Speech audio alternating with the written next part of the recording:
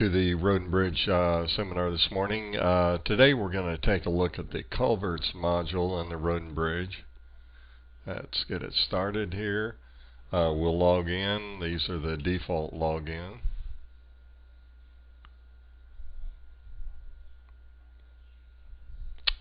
And then the quickest menu comes up first. We also have other menu systems, quickest, quick, main menu, functional, dashboard, all designed to do specific tasks, make your job a whole lot easier to get to different modules.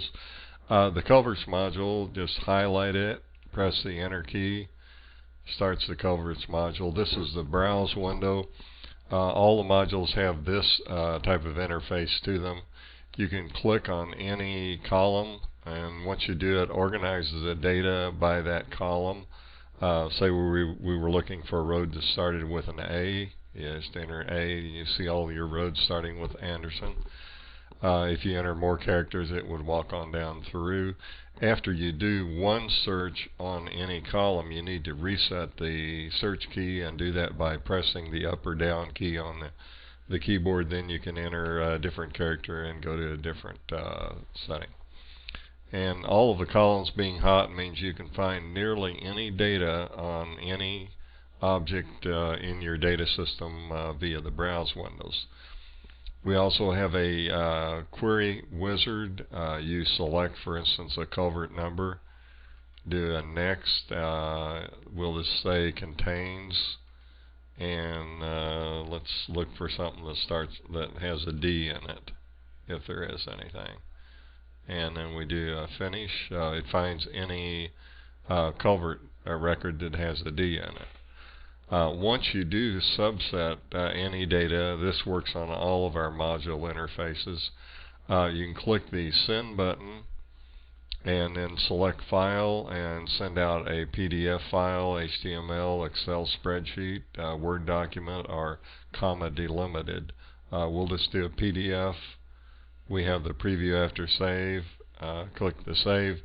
It does the dump of whatever data you had subsetted in here. This is a 3-page document.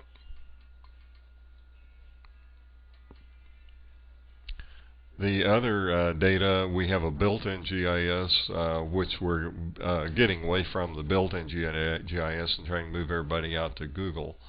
Let's do a reset on this data, and so it'll open at default. And then we'll take a look at this particular culvert. Culvert naming convention depends on how you want to organize your data. But it should be a meaningful number. It can be any type of number you create for each individual culvert.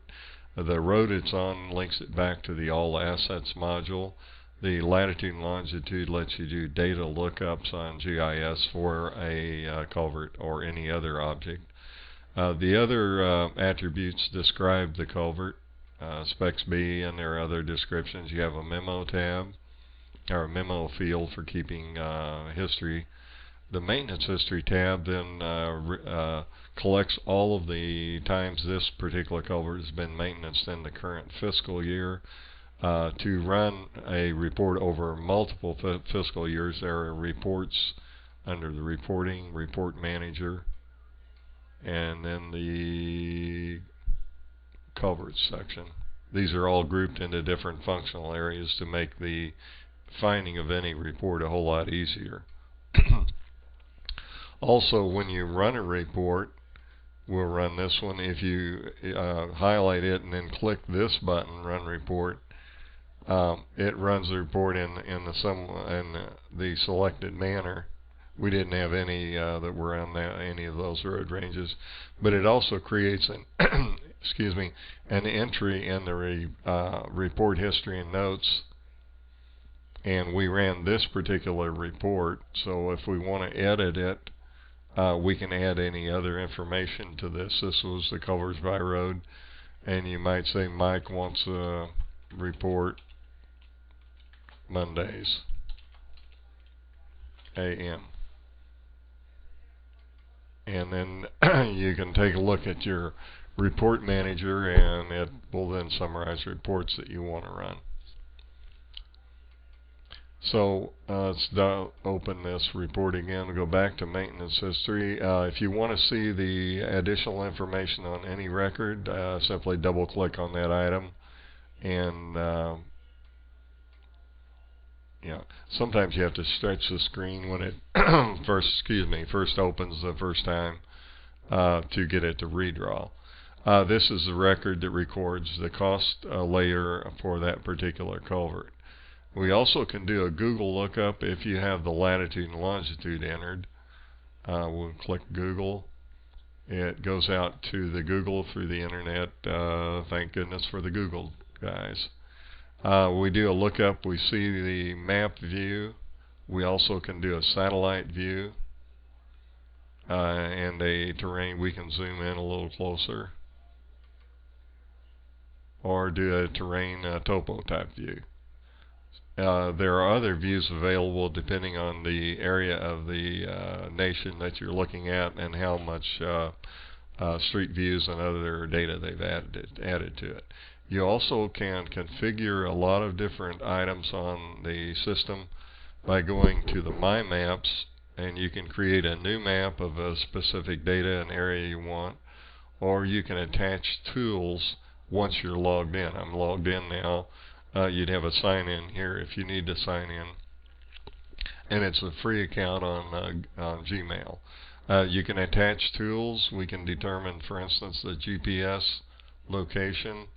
We'll say this particular culvert is actually at this place, which is a tip-off because this is a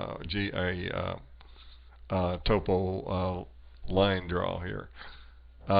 Once we have determined it, we just highlight the GPS readings, right-click, and copy, and then you can exit out or work with many objects on the screen. And click you'll notice this is 4258. We attach it, and the number changes a slight amount. So the Culvert module works in a whole lot of different areas and also interfaces to a lot of the other modules. Standards button, it goes out to website for the culvert standards, and it'll do a download if we let it. So you may have those local and not need to use that. The View GIS is the internal GIS. Copy button, when you're entering data, you enter first record. If you have a similar record for the next record, you can copy it and save a lot of keystrokes. So that's kind of a quick look at our Culvert module. Next time we'll be covering, let's see, probably the E911 and floodplain management, or nope, the fleet management.